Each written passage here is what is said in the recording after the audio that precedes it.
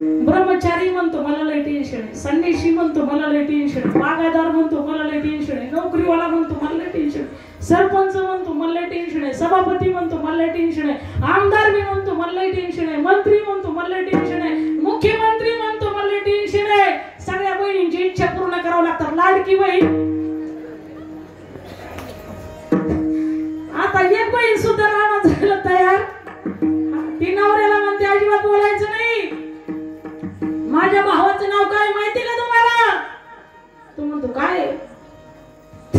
ती म्हणते आदरणीय एकनाथराव शिंदे पाटील मुख्यमंत्री ही या वाघिणीचे भाऊ आहेत. आता बोलायची ताकद आहे का? हा बया काम करायचं सोडून दिले आता. हा पण आता काय लय तर आहे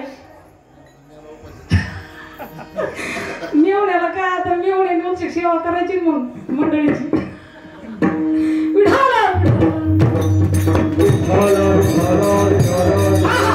म्हणून महाराज सांगतात लाडकी बहीण जवळ केली तर लाडका भाऊ रुस होतोय. मेवणा सुद्धा रुस होतोय. माऊली महाराज म्हटले मेवण्याला काय आहे का नाही.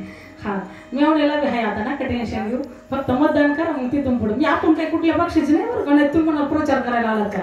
हा आमचा कोणताच पक्ष नाही, आमचा एकच पक्ष तो म्हणजे वारकरी.